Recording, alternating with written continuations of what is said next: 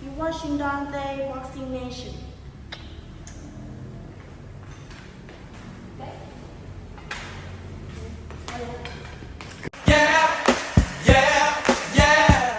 Dante's Boxing Nation, what's going on, guys? So shortly after it was reported that Edwin Santos pulled out of the Keyshawn Davis fight, it was then reported that he accepted the fight, and now the fight is a done deal according to Ring Magazine.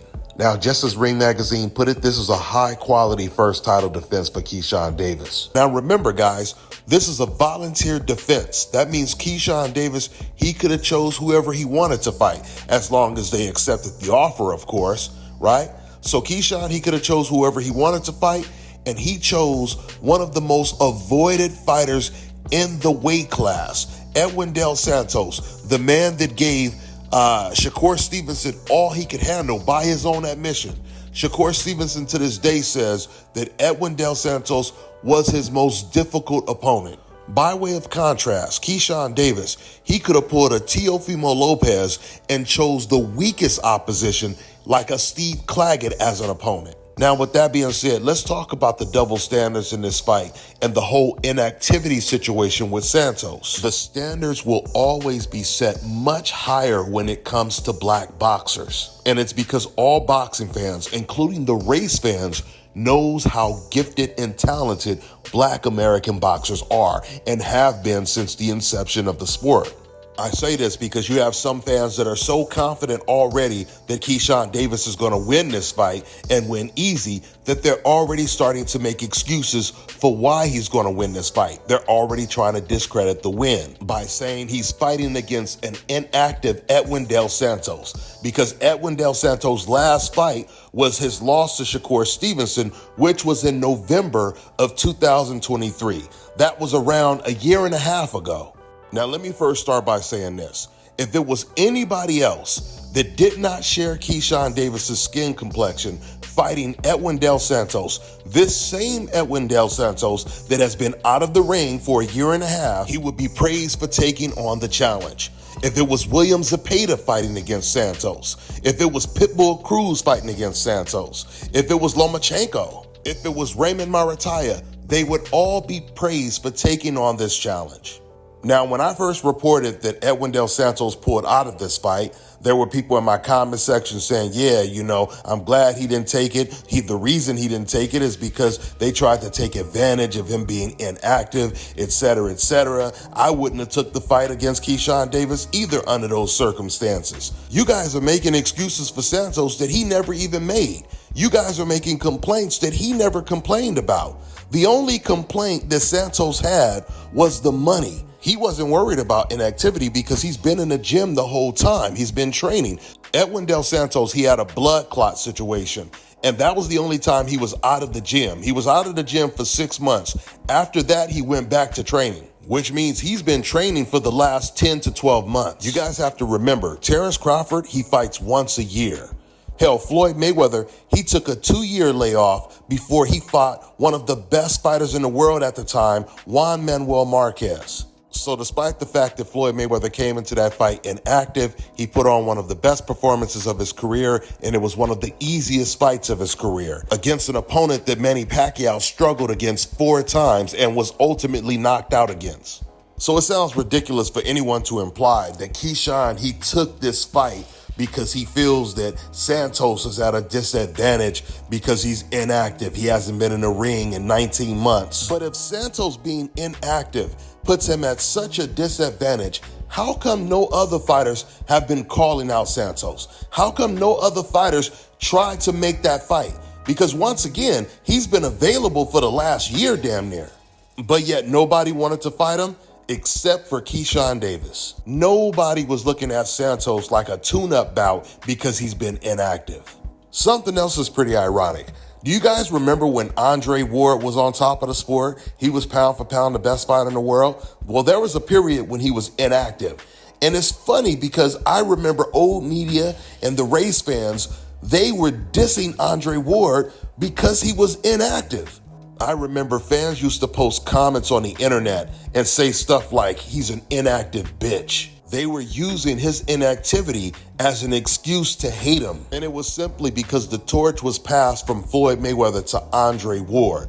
He was on top of the sport. We know what time it is. So they tried to discredit Andre Ward because he was inactive.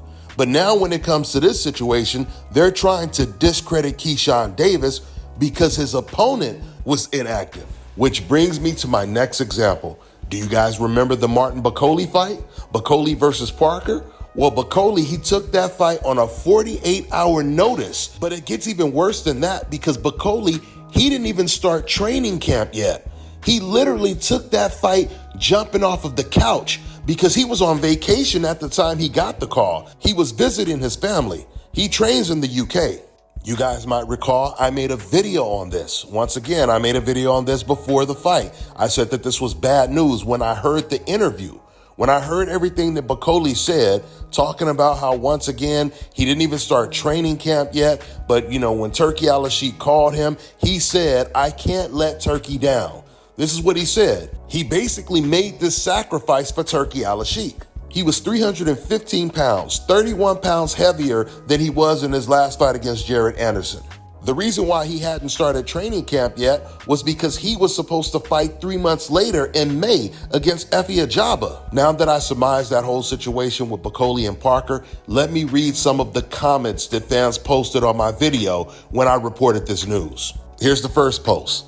Fighters gotta stay ready. You never know when opportunities come their way. Next post. Nah, mate, don't use excuses. You take the call, don't play excuses. Joe will run circles around you. Here's another one. If you're really hungry, you always be ready for your big chance. I'm going with Parker on this fight. Next one. He still says he will KO Parker. So when that doesn't happen and Parker hands his ass to him, I don't want to hear any crap about Bakole only losing because he was tired or hadn't trained, etc., etc. Let's give Parker the respect he deserves. So that was just a couple examples. I could go ahead and read a whole bunch more to you guys, but you guys pretty much get the point. If you notice, the majority of those race fans were saying basically, that's why you stay in the gym. That's why you stay training. If you stay ready, you don't have to get ready, right? And guess what? That is exactly what Edwin Del Santos has done. He stayed in the gym. He's been training forever. And the difference from him and Bakole is Edwin Del Santos, he's going to have a training camp to prepare for Keyshawn Davis, something that Bakole never had. And you know what comes with the proper training camp? Proper sparring partners to prepare for your opponent. This is what Edwin is going to have. So even though Martin Bakole had none of this, these fans, they still said, I don't want to hear no excuses. And that right there, guys, is what I mean when I say the standards are set much higher when you are on the coincidental list. They don't care if you got a 48-hour notice and you haven't even started a training camp yet. They see black fighters as such a threat, so gifted and talented. To them, that Martin Bakole handicap, that's considered an even fight. Just like the Haney-Ryan Garcia fight. Ryan Garcia coming in 3 pounds overweight, testing positive for PEDs, that's considered an even fight to them. And that's why this is the only time in the history of the sport we have seen fans openly celebrate as if it was a win. And not just a win, but they celebrate as if this is the biggest win ever over a black boxer, mainly Mexicans and other Latinos in particular. So at the end of the day, I'm going to say it again. Keyshawn Davis versus Edwin Del Santos is a big fight. It's a big homecoming, a title defense, volunteer title defense for Keyshawn Davis. He could have chose to fight anybody, and he chooses to fight the one guy that no one wants to fight, even with his inactivity. With that being said, I'm going to wrap this video up. That's all I got for now, guys. I'm on to the next one.